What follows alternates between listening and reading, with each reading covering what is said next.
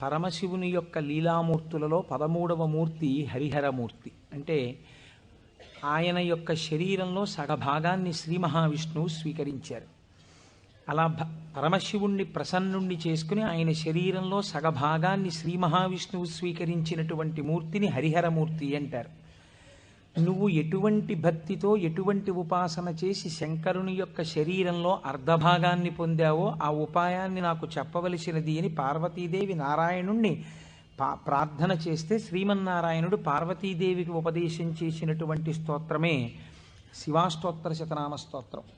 ఈ శివాష్టోత్తర శతనామ స్తోత్రాన్ని ఆధారం చేసుకుని పార్వతీదేవి శంకరుడి యొక్క శరీరంలో అర్ధభాగాన్ని పొందింది. అది 14వ స్వరూపం. దాన్ని అర్ధనారీశ్వర స్వరూపము అని పిలుస్తారు. మనకి కూడా కావలసింది మనుష్య జన్మ యొక్క పరమ ప్రయోజనం భగవంతుడితో ఐక్యమే కనుక శివాష్టోత్తర శతనామ స్తోత్రాన్ని ప్రదోషవేళలో చదవడం మనకి ఇహమునందు సమస్తమైన కోర్కెలని తీరుస్తుంది, పారలౌకిక సుఖమును భగవంతుని యొక్క అనుగ్రహాన్ని మన యందు ప్రసరింపచేస్తుంది. నిన్నటి రోజున శివనామం గురించి మీతో కొంత నేను ప్రస్తావన చేసి ఉన్నాను. శివో మహేశ్వర అని పిలుస్తారు. ఈ మహేశ్వర అనబడేటటువంటి నామం చిత్రమైనటువంటి నామం. మనకి మంత్రపుష్పం చెప్పినప్పుడు ఒక మాట చెప్తుంటాం, ఈశాన సర్వ విద్యానాం ఈశ్వర సర్వభూతానాం బ్రహ్మాధిపతిర్బ్రహ్మణోధిపతిర్బ్రహ్మ శివో మే అస్తు సదాశివోం అని. సర్వమంగళములకు కారణమైనటువంటి వాడు, సర్వ జగన్నియామకుడు, సృష్టి స్థితి లయలు చేసేటటువంటి వాడు తానొక్కడే అయి ఉండి, కానీ సృష్టి చేసినప్పుడు ఒకడిగా, స్థితికారకుడిగా ఉన్నప్పుడు ఒకడిగా, లయకారకుడిగా ఉన్నప్పుడు ఒకడిగా, మూడుగా కనపడుతూ ఆయన యొక్క అనుగ్రహము చేత జ్ఞానము కలిగినప్పుడు అవి మూడు కావు ఒక్కటే అన్న జ్ఞానము ఎవరి నుంచి ప్రసరిస్తుందో ఆయన మహేశ్వరుడు. ఆయనే మూడుగా కనపడేటటువంటి ఒక్కటి. అందుకే పోతన గారు భాగవతంలో ఒక చోట ఒక మాట అంటారు, మూడు మూర్తులకును మూడు రూపములకు మూడు కాలములకు మూలమగుచు భేదమగుచు తుది కభేదమయ్యొప్పారు బ్రహ్మమనగ నీవే పాలనయన అని పిలుస్తారు. మూడు రూపములకు మనకి సృష్టి స్థితి లయ అని మూడు మాటలు వాడుతుంటాం. సృష్టి అంటే పూర్వం లేనటువంటి దాన్ని మన కంటికి కనపడేటట్టుగా ఒక కొత్త వస్తువు తయారగుట, ఒక కొత్త ప్రాణి ఆవిర్భవించుట, దానికి సృష్టి కార్యము అంటారు. స్థితి అంటే వచ్చినటువంటి పదార్థము కొంతకాలం అలా క్షేమంగా ఉండుట. లయము అంటే ఎక్కడి నుంచి వచ్చిందో అక్కడికి వెళ్ళిపోవుట. అయితే చాలామందికి ఒక తప్పు అభిప్రాయం ఉంటుంది. రుద్రుడు లేదా శివుడు అనేటప్పటికీ ఆయన సంహారకర్త, అనగా చంపేస్తాడు బాబోయ్. శంకరుణ్ణి ప్రార్థన చేస్తే ఆయన లయకారకుడు కదండి, చంపేస్తాడంటారు. కాదు, అన్ని వేళలా లయము అన్న శబ్దానికి అర్థం కేవలం చంపేయడం కాదు. ఆయన చాలా ఉదారుడై ఉంటాడు. మీకు నేను కొన్ని ఉదాహరణలు చూపిస్తాను.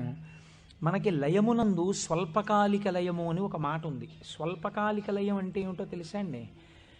నేను ఆఫీస్కి వెళ్ళాననుకోండి, నా ప్రయోజనం ఏమిటి? ఆఫీస్కి వెళ్ళడం దేని గురించి అంటే, నా ఇంట్లో ఉన్న భార్యాబిడ్డలు క్షేమంగా సంతోషంగా ఆనందంగా ఉండేటట్టుగా వాళ్ళకి కావలసినటువంటి ద్రవ్యమును సంపాదించడానికి ఆఫీస్కి వెడతాను. ఆఫీస్ ఎంత బాగున్నా నేను ఆఫీస్లో ఉండిపోను. ఆఫీస్కి వెళ్ళడం ఎందుకంటే ఇంటికి వచ్చేయడానికి తప్ప. ఆఫీస్కి వెళ్ళి ఆఫీస్లో ఉండిపోవడానికి ఆఫీస్కి ఎవరు వెళ్ళరు, ఇంటికి వచ్చేస్తారు. ఇంటికి వచ్చేస్తే అమ్మయ్యా ప్రాణం హాయిగా ఉందంటారు. మీరు చూడండి, తీర్థయాత్రలకు వెళ్ళిన వాళ్ళు ఓ మాట అంటుంటారు, ఓ 10 రోజులో 15 రోజులో యాత్రకు వెళ్ళినప్పుడు బాగుంటుంది. యాత్రకు వెళ్ళి రాగానే మొదట వచ్చే మాట ఏమిటంటే, భార్య భోజనం పెట్టగానే ఇంట్లో చారు అన్నం అయినా ఎంత సుఖంగా ఉందోనే అంటాడు. తన ఇల్లు అనేటప్పటికీ ఒక తృప్తి. అలాగే మీ యొక్క స్వస్వరూపమునందు మీరు నిలబడినప్పుడు సుఖదుఖములనేటటువంటివి లేకుండా పరమ ప్రశాంతమైన స్థితిలో మీరు ఉంటారు. మీ స్థితి అసలు ఏమిటి? ఆనందకరమైనటువంటి స్థితి. మరి దుఃఖం ఎందుకు వస్తుంది? మనస్సు యొక్క సంకల్ప వికల్పముల వలన దుఃఖం వస్తుంది. ఆ మనస్సు సుషుప్తిలో ఆత్మలోకి చేరిపోయింది అనుకోండి, ఏమీ తెలియని స్థితిలో, అది అజ్ఞానం అంటే మనం తెలుసుకోలేం. కానీ మీరు బాగా గాఢ నిద్ర పట్టినప్పుడు ఎలా ఉంది అన్నారనుకోండి, ఎవ్వడూ కూడా ఎంత దుఃఖంగా ఉందోనండి, అంత గాఢ నిద్ర పట్టింది, ఎంత ఏడుపు వచ్చిందో ఆ గాఢ నిద్రలో అన్నవాడు మీకు ప్రపంచంలో ఉండడు. ఎంత హాయిగా నిద్ర పట్టిందో అంటాడు. ఏమిటి హాయి? మనస్సు లేకపోవడమే హాయి. మనస్సు ఆత్మలోకి వెళ్ళిపోయింది. అలా వెళ్ళిపోయి ఆత్మగా ఉండిపోతే ఎంత సంతోషమో, ఎంత హాయో, ఎంత ఆనందమో. ఈ బాహ్యమును గురించినటువంటి ఎరుక అంతా ఆగిపోతుంది. ఆగిపోయినప్పుడు గొప్ప ఆనందాన్ని పొందుతాడు. ఇలా ఆనందాన్ని పొందినటువంటి స్వరూపము ఏది ఉన్నదో ఆ ఆనందమే శంకరుడు, ఆ ఆనందమే పరమశివుడు. ఆయన ఈ నిద్ర పోయినప్పుడు దీనిని స్వల్పకాలిక లయము అని పిలుస్తారు. నిద్ర పట్టలేదనుకోండి, అంతకన్నా భయంకరమైన స్థితి ప్రపంచంలో ఇంకోటి ఉండదు, అంతకన్నా దుఃఖం కూడా ఇంకోటి ఉండదు. ఒక్కరోజు రాత్రి 1 గంట వరకు నిద్ర పట్టలేదనుకోండి, పిచ్చెక్కినట్టు ఉంటుంది, ఏం చెయ్యాలో అర్థం కాక. ఏదో అలవాటు ఉన్నవాడైతే పుస్తకం తీసుకాసేపు చదువుకుంటే వేరు మాట అనుకోండి. నిద్ర ఎవరు ఇస్తున్నారు?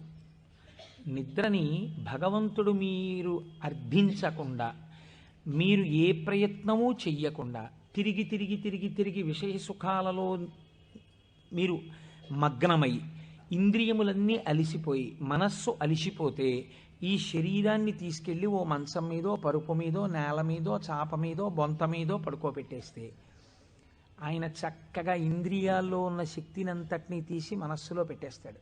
కళ్ళల్లో ఉన్న శక్తి వెనక్కి తీసి మనస్సులో పెడతాడు. కళ్ళు తెరిచి ఉంటాయి కానీ చూడడు. ఒక్కొక్కడు కళ్ళు తెరిచి నిద్రపోతాడు, లేకపోతే సగం తెరిచి నిద్రపోతాడు, కానీ ఏం చూడలేడు, ఎందుకంటే శక్తి వెనక్కి వెళ్ళిపోయింది. చెవు దగ్గరికి వెళ్ళి మాట్లాడినా వినపడదు, ఎందుచేత ఆ చెవికి వినపడే శక్తి మనస్సులోకి వెళ్ళిపోయింది. ఇంద్రియాలలో ఉన్న శక్తి మనస్సులోకి, మనస్సు ఆత్మలోకి వెళ్ళిపోతుంది. ఈ గాఢమైనటువంటి సుషుప్తి అనబడేటటువంటి నిద్రలో ఈశ్వరుడు మనకు ఒక గొప్ప ప్రయోజనాన్ని చేకూరుస్తాడు. దీన్నే స్వల్పకాలిక లయము అంటారు. మనం ఛార్జింగ్ లైట్ని కరెంటుతో ఛార్జ్ చేసినట్టు ఈ మనస్సు ఇంద్రియముల యొక్క శక్తి తీసుకుని ఆత్మలోకి వెళ్ళి కూర్చుంటుంది. కూర్చున్నప్పుడు ఈ ఆత్మ మళ్ళీ మనస్సుకి ఇంద్రియములకు కావలసినటువంటి బలాన్ని ఇస్తుంది. తెల్లవారి నిద్ర లేవగానే మనస్సు మేల్కొంటుంది. మేల్కొనడం అంటే ఆత్మ నుంచి విడివడుతుంది. అసలు యథార్థమునకు సృష్టి, స్థితి, లయ అన్నవి ఎక్కడ దర్శనం చేయాలో తెలుసా అండి? మీరు ఇక్కడే దర్శనం చేయాలి. అది మహేశ్వర స్వరూప దర్శనం అవుతుంది. మీకు ఎలా దర్శనం చెయ్యాలి? మీకు నిద్ర లేవగానే మొట్టమొదటి ఆలోచన అయితే వచ్చిందో దానికి మీరు సాక్షిగా ఉన్నారనుకోండి. తెలివి రాగానే నాకు మొదట ఏం ఆలోచన వచ్చింది అంటే ఆలోచన మనస్సు యొక్క స్వరూపం. అది ఏం ఆలోచించిందని మీరు ఆలోచనని పసిగట్టి వేరుగా ఉండడం మీరు ఆత్మగా ఉండడం. ఆత్మగా ఉండి మీరు మొదటి ఆలోచనని చూశారనుకోండి, దాని ఆలోచనల్ని చూడడం మీకు అలవాటు అవుతుంది. ఇది సృష్టి, చతుర్ముఖ బ్రహ్మ దర్శనం. కాబట్టి బ్రహ్మగారికి పూజ లేదు. ఎందుకనంటే ఆ సంకల్ప దర్శనము చేత మాత్రమే మీరు బ్రహ్మదర్శనం చేసేస్తారు. సృష్టి ప్రారంభమైంది అంటే మీ మనస్సు బయటికి వచ్చింది. ఇప్పుడు మీకేం కావాలి? స్థితి కావాలి. స్థితి అంటే నిర్వహణ శక్తి కావాలి. కొన్ని సంకల్పములను మనస్సు చేస్తుంది, వీటిని విడగొట్టగలిగిన ప్రజ్ఞ కావాలి. అది వ్యగ్రతతో ఇవాళ ఈ పని చెయ్యి అంటుంది, నేను చేయను. నీకేం, నీ సొమ్మేం పోయింది నువ్వు చెప్తావు, కానీ మూట కట్టుకొని అనుభవించవలసిన వాడిని నేను చేయను అని మనస్సుకు ఎదురు తిరిగి చెప్పి, ఈ మాట చెప్పావు చాలా బాగుంది, ఇది చేస్తాను అని మనసు చెప్పినవి కొన్ని అంగీకరించగలగాలి. ఇలా చెయ్యడానికి మీకు సమర్థత కావాలి. ఇది నిర్వహణ సమర్థత. అడ్మినిస్ట్రేటివ్ ఎబిలిటీస్ అంటారు చూసారా? ఒక కుర్చీలో కూర్చుంటే ఆయన ఆఫీసర్ గారు, ఆ కుర్చీకి ఒక శక్తి ఉంటుంది. ఆ శక్తిని పొంది ఉన్నవాడు స్థితికారకుడు. స్త్రీగా చెప్తే నారాయణి అమ్మవారు, పురుషుడిగా చెప్తే శ్రీ మహావిష్ణువు. ఆయన స్థితికారుడు. కాబట్టి మీరు ప్రాతకాలమునందు తప్పకుండా విష్ణునామం చెప్పాలి. మీరు పూజామందిరంలోకి వెళ్ళి కూర్చోగానే విష్ణునామంతో ప్రార్థన ప్రారంభం కావాలి. అందుకే ఓం కేశవాయ స్వాహ, ఓం నారాయణాయ స్వాహ, ఓం మాధవాయ స్వాహ, గోవింద విష్ణు మధుసూదన త్రివిక్రమ వామన శ్రీధర హృషికేశ పద్మనాభ దామోదర సంకర్షణ అని ఒకవేళ మనకి సరిగ్గా చెప్పడం చేత కాదేమో అని ఋషులు నిర్ణయించేశారు. అసలు పూజ ప్రారంభమే ఆచమనంతో, ఆచమనం విష్ణునామాలతో. ఆ విష్ణువు యొక్క శక్తి మీ యందు ప్రసరిస్తే మీకు సాయంకాలం వరకు ఆ ప్రజ్ఞ అలా వెడుతుంది. ఎందుకంటే జాగృతిలో ఉన్నప్పుడే మీరు ఇంద్రియాలని మనస్సుని ఈశ్వర స్వాధీనం చెయ్యాలి. దీనికి కావలసిన ప్రజ్ఞ, మీ ఆలోచనల్ని చక్కదిద్దుకోగలిగిన ప్రజ్ఞ మీ యందు ప్రసరిస్తుంది. కాబట్టి విష్ణు పూజతో రోజు ప్రారంభం కావాలి, విష్ణునామంతో ప్రారంభం కావాలి. తరువాత మీరు అభిషేకం చేసుకోవచ్చు, శివార్చన చేయవచ్చు. నేను అలా చెయ్యవద్దని నేను చెప్పట్లేదు. విష్ణునామంతో ప్రారంభించాలి.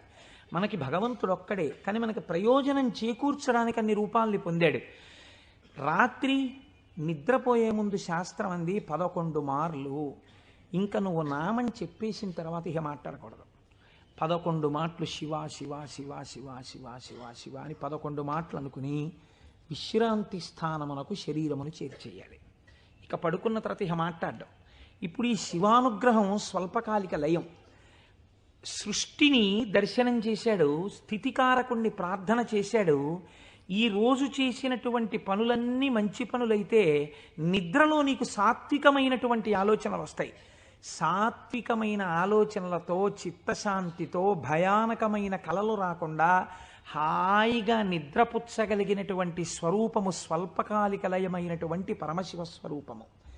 శివనామం చెప్పి నిద్రపోతే నిద్రా సమాధి స్థితి, అది సమాధి స్థితి అవుతుంది. మళ్ళీ లేచాడు, మళ్ళీ సృష్టికర్త దర్శనం చేస్తాడు.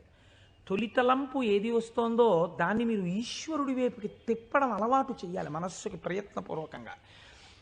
ఫస్ట్ డిక్టమ్ లోపల నుంచి ఏం రావాలో తెలుసా అండి, అది మీరు అలవాటు చేయాలి. అప్పుడు మీరు ఒక రోజుని, కాలమునందు ఒక రోజు అనబడేటటువంటి విభాగమును మహేశ్వరుడిగా మారుస్తున్నారు మీరు. ఇది మహేశ్వరార్చనము. ఒక రోజు మహేశ్వరుడైంది, మీరు ఆ మహేశ్వరార్చన చేత మీరు మహేశ్వరుడైనారు. ఎలా అంటే మొట్టమొదటి ఆలోచన బయటికి వస్తూనే మనస్సుకి ఒకటి అలవాటు ఉండాలి. ఏమిటో తెలుసా అండి అలవాటు? ఇది చిత్రంగా ఉంటుంది. చిలకకి సహజ స్వభావం ఏమిటి? మీరు ఒక పంజరంలోంచి బయటికి తీస్తే ఎగిరిపోవడం. కానీ కొంతమంది చిలక ప్రశ్న అని జ్యోతిష్యం చెప్పేవాళ్ళు ఉంటారు. వాళ్ళు పంజరంలోంచి తలుపు పైకెత్తి చిలకని బయటికి పిలుస్తారు. చిలక బయటికి వచ్చి ఎగిరిపోదు. ఎగిరిపోకుండా వచ్చి అక్కడ పెట్టిన పుస్తకాలని ముక్కు పెట్టి లాగి ఒక పుస్తకాన్ని నుంచి లోపలికి వెళ్ళిపోయి కూర్చుంటుంది. ఆయన తలుపు వేయలేదనుకోండి, అది ఎగరదు, అందులోనే కూర్చుంటుంది. అదేంటి స్వేచ్ఛగా ఎగిరే చిలక ఎగరకుండా ఇలాంటి పనులు చేయడం ఏంటి అంటే ఆయన అలా తర్ఫీదు ఇచ్చాడు దానికి, అందుకని అది అలా ప్రవర్తిస్తుంది. మీరు కూడా మీ మనస్సుకి తర్ఫీదు ఇవ్వడం మీకు రావాలి. నిద్ర లేవగానే అది మొదటి సంకల్పం ఏం చెప్పాలో తెలుసా అండి? ఇప్పుడు నీ ఇంట నీ ఆరాధ్య దైవము, నీ కులదైవం ఎవరున్నారో వారు నువ్వు పడుకున్న వైపు నీ తల ఇటువైపు ఉన్నది. సాధారణంగా నిద్రపోయేటప్పుడు ఎడమ వైపుకి నిద్రపోమ్మని శాస్త్రం. నువ్వు కొంచెం ఒరగిలా పడుకుని కొద్దిగా తల కుడిపక్కకి తిప్పి నీ కన్నులు విప్పితే నీ దృష్టి ప్రసారము తిన్నగా నీ కులదేవతా స్వరూపము మీద పడుచున్నది. అది లక్ష్మీనారాయణులు కానివ్వండి, పార్వతీ పరమేశ్వరులు కానివ్వండి. నేను దాని యందు అభ్యంతర ప్రకటన చెయ్యను, ఉన్నది ఒకటే పరబ్రహ్మం. కనుక ఇది మొదటి ఆలోచన కావాలి. ఇది మనస్సుకి మీరు అలవాటు చేయాలి. అంతేకాని టైం అయిపోతోందని గడియారం వంక చూస్తూ కంగారుగా లేవడం అలవాటు కాకూడదు. మీ తల తిప్పి మీ కళ్ళు విప్పితే మీ మొట్టమొదటి దృష్టి ఇలా చెదురుతూ బాగా నిద్రపోయినటువంటి కనులలోంచి జరిగిన మొదటి కిరణ ప్రసారము పరమేశ్వర మూర్తి మీద పడడము చేత పరావర్తనము చెంది ఆ పార్వతీ పరమేశ్వర లేక లక్ష్మీనారాయణ దర్శనము ఇక్కడ జరిగి ఈ కంటితో చూసి లేచిన తర్వాత కాలు పెట్టే ముందు మనస్సు మళ్ళీ సముద్రవసనే దేవి పర్వత స్తనమండలే అని ఒక శ్లోకం చెప్పి కిందకి దిగగానే, గురువుగారు మీరు నాకు ఉపదేశం చేశారు, మీరు చెప్పిన బుద్ధితో ఈనాటి నా రోజు గడుచుగాక అని నేల మీద పడి గురువుగారి పాదాలని ఒక్కసారి మనస్సులో ధ్యానం చేసి వారి పాదాలకి శిరస్సు తాటించి పైకి లేవడం. ఇది మీకు అలవాటు అయిందనుకోండి, మీకు తెలియకుండా మీరు మొదటి ఆలోచన రావడానికి సాక్షి. ఇప్పుడు ఈ ఆలోచనని మీరు ఒక దిశానిర్దేశం చేస్తున్నారు. ఇది స్థితికారకత్వం. అసలు నిజంగా ఒడిసి పట్టడం. ఇలా తిప్పడాన్ని యథార్థమునకు ఒక రోజును మహేశ్వరుడిగా మార్చుట కాకుండా ఎక్కడో మహేశ్వరుడు ఉన్నాడు, ఆయన సృష్టికర్త స్థితికర్త ప్రళయకర్త. మీరెప్పటికీ సృష్టికర్త స్థితికర్త ప్రళయకర్త దర్శనం చేస్తారు? లలితా సహస్రనామంలో, లలితా అష్టోత్తరంలో అమ్మవారికి ఒక నామం ఉంది, భావనామాత్ర సంతుష్టాయై నమః. మీ భావన ఎలా ఉందో దాని చేత ఆవిడ సంతుష్టురాలవుతుంది, ఆవిడ ఆనందిస్తుంది. ఇక్కడ మీరు భావన చేస్తుంటే ఈ శక్తి అంతా ఆవిడే, ఇక్కడ ఉన్న శక్తి, ఇక్కడ ఉన్నటువంటి ప్రకృతి వికారమైన శరీరం ఆవిడే. ఇది ఆయన్ని కోరుతోంది. దీన్ని దానితో కలపాలని ఆవిడ తెర పైకెత్తుతుంది. ఇది మాయా అన్న అవనిక ఒక రోజున పైకెత్తేస్తుంది ఆవిడ. అప్పుడు మీరు దానితో కలుస్తారు. ఇది జీవితంలో అనుసంధాన ప్రక్రియగా వెళ్ళవలసినటువంటి మహేశ్వర స్వరూపం. అంతేకాని మహేశ్వర స్వరూపం అనగా ఏదో దేవతలందరి చేత పూజింపబడవాడు, నేను దాన్ని దోషం అంటలేదు, నేను తప్పంటలేదు. కానీ మీరు అలా అనుసంధానం చేసుకుంటే అది భక్తికి బాగా పనికొస్తుంది. అందులో నేను ఎంతమాత్రము దోషమెంచను. కానీ మీకు ఇది నిత్య జీవితమునందు అలవాటులోకి తెచ్చుకోవలసినటువంటి ప్రక్రియ. మీరు ఇలా దర్శనం చేస్తూ వెళుతున్నారనుకోండి, మీ లయ పరమశివుడు. మీరు ఇప్పటిదాకా ఎవరితో కలిసి ఉన్నారు అని అడిగారనుకోండి, నిద్ర లేవగానే మీరు ధైర్యంగా చెప్పగలగాలి, నేను ఇప్పటి వరకు కైలాసమునందు పార్వతీ పరమేశ్వరులతో కలిసి ఉన్నాను. అది నా నిద్ర. ఎందుచేత? నా నిద్రని నేను అలా స్వీకరించాను పడుకోబోయే ముందు. నేను లేచినప్పుడు నేను చతుర్ముఖ బ్రహ్మ దర్శనము చేత సృష్టికర్త దర్శనమే నా యొక్క మేల్కొనుట. నా పూజామందిర ప్రవేశము స్థితికర్త యొక్క ప్రార్థన. నా నిన్నటి రోజు సృష్టికర్త, స్థితికర్త, ప్రళయకర్తల యొక్క సమాహారము, మహేశ్వర స్వరూపముగా నా చేత ఉపాసన చేయబడిన కాలము. కనుక నేనెవరినయ్యాను? మహేశ్వరోపాసన చేత నేను ఒక మహేశ్వరుడనైనాను. ఇది మీ జీవితమునందు రావలసిన ప్రక్రియ. ఇలా చెయ్యగా చెయ్యగా చెయ్యగా చెయ్యగా భ్రమరకీటక న్యాయంలో ఒకనాడు మీరు ఆ స్వరూపాన్ని పొందుతారు. ఇలా కాకుండా వేరొక రకమైనటువంటి ఆలోచనతో జీవితం వెళ్ళిందనుకోండి, వ్యగ్రతతో, అసలు మీరు ఆత్మలోంచి విడిపడడంలో మీకు కృతజ్ఞతాభావం లేదు. ఆ నిద్ర పట్టింది, లేవడం దేనికోసం? న్యూస్ పేపర్ కోసం. న్యూస్ పేపర్ తీస్తే ఏముంటుంది? న్యూస్ పేపర్కి ఎప్పుడు ఏం కావాలంటే మళ్ళీ రేపు కూడా మీరు 3 రూపాయలు ఇచ్చి కొనుక్కోవడానికి తగినటువంటి ఉద్వేగమును మీ యందు కల్పింపగలిగినటువంటి ప్రధానమైన వార్తని హెడ్లైన్స్గా వెయ్యాలి. అది పేపర్ టెక్నిక్. అంతేగాని మీ మనస్సుకి ఉల్లాసమును కల్పించేటటువంటి ఒక సాత్వికమైన విషయాన్ని తీసుకొచ్చి హెడ్లైన్స్గా వాళ్ళు ఎందుకు వేస్తారు? పేపర్ని కూడా మీరు దోషం పట్టకూడదు. అది వాళ్ళ యొక్క జీవన విధానం, అది పేపర్ యొక్క లక్షణం. అందరూ అలా కోరుకుంటున్నారు. కాబట్టి అందులో ఉద్వేగం ఉండి తీరుతుంది. ఉద్వేగము ఉండి తీరుతున్న విషయాన్ని నువ్వు ముందెళ్ళి పట్టేసుకుని పూజామందిరంలోకి వెళ్ళారనుకోండి, ఇప్పుడు మీ మనస్సు ఏమవుతుందంటే ఈ ఉద్వేగపూరితమైన విషయాన్ని మనస్సు పట్టుకుంది కాబట్టి దాన్ని పట్టుకు తిరుగుతుంటుంది. ఇక్కడ ఓం కేశవాయ స్వాహ, ఓం నారాయణాయ స్వాహ, ఓం మాధవాయ స్వాహ అంటుంటాడు. కానీ చూసా అక్కడ ఎలా అయిందో, ఎలా దెబ్బలాడుతున్నారు, ఏమిటో ఈ లోకం. ఇంకెందుకు ఆ పూజ అంటే? పట్టుకోకూడని వస్తువును ముందు పట్టుకుని నువ్వు ప్రారంభం చేశావు, మనస్సు చించలమైంది. దానికి సాత్విక భావనతో ప్రారంభం చెయ్యాలి. పరమ సత్వగుణ ప్రధానుడై, స్థితికారకుడై మీ మనస్సుని ఆహ్లాదపూరితముగా ఉంచి ఈశ్వరాభిముఖం చేయగలిగిన శక్తి విష్ణు శక్తి. అందుకని విష్ణునామంతో రోజు ప్రారంభం కావాలి. కనుక ఇది మీరు నిత్య జీవితంలోకి మహేశ్వర స్వరూపాన్ని తెచ్చుకోవలసినటువంటి విధానం. ఇప్పుడు ఈ మహేశ్వరుడు మీరు మామూలుగా వాంగ్మయ రీత్యా చూసినప్పుడు ఈయన నియంత అన్న మాట నేను తేలికగా ఎందుకు వాడేశానో తెలుసా అండి? అది పౌరాణికమైన భాషలో వాడబడిన మాట కాదు. నువ్విలా ఎందుకు చేశావు అని వేరొకరు అడగలేనివాడు. ఈ ఈశ్వరుడు యొక్క స్థితి ఎలా ఉంటుందంటే, అసలు మీరు అలా అడగడానికి వస్తువుని ఆయన మీకు దూరం చెయ్యాలి, మీ చేత ఏడిపించాలి. అది ఆయన తప్ప ఒప్ప? మీరు చేసిన పాపపుణ్యాలను ఆయన లెక్క రాసుకున్నాడు. నాకు వద్దు అంటే, నాకు దుఃఖం వద్దంటే చెయ్యకు పాపం. దుఃఖం వద్దనుకుంటే పాపం చెయ్యకు. ఈశ్వరుడు నీకు పుణ్యమే చేస్తే నీకు సుఖమే ఇవ్వడానికి ఆయన సిద్ధంగా ఉన్నాడు. నువ్వు బురదగుంటలో పడుకుని నాకు పన్నీటి వాసనలు కొట్టాలి నా శరీరం అంటే ఎందుకు కొడుతుంది? ఎలా కొడుతుంది? నువ్వు ఏం చేశావో దాని ఫలితాన్ని నువ్వు పొందుతుంటావు. కాబట్టి ఈశ్వరుడు నీ కంటికి కనపడి ఫలితాన్ని ఇవ్వడు, వెనక నుండి ఫలితాన్ని ఇస్తాడు. ఇదే పోతన గారు అంటారు, స్త్రీ పురుష నపుంసకమూర్తియును కాక తిర్యక అమర నరాది మూర్తియును కాక కర్మ గుణ భేద సరసత్ప్రకాశి కాక వెనుకనన్నియుతానగు విభుతలంతు. ఆ వెనకనున్న పరమాత్మ ఉన్నాడే, నేను ఆయనకి నమస్కరిస్తున్నాను అన్నారు. ఇప్పుడు చూడండి, ఆ మహేశ్వర శబ్దం గురించి అన్నారు. త్వం ఈశ్వరాణం పరమం మహేశ్వరం తం దేవతానాం పరమంచ దైవతం. దేవతలందరూ కూడా ఎవరిని ప్రార్థన చేసి నమస్కరిస్తారో, సర్వ జగత్తుని ఎవడు నియమించి పోషించి రక్షించుతున్నాడో, ఎవడు దీనిని నిలబెడుతున్నాడో, ఎవడు తనలోకి తీసేసుకుంటున్నాడో వాడే మహేశ్వరుడు. వాడు సర్వజగన్నియామకుడు, వాడు పరబ్రహ్మమై ఉన్నాడు.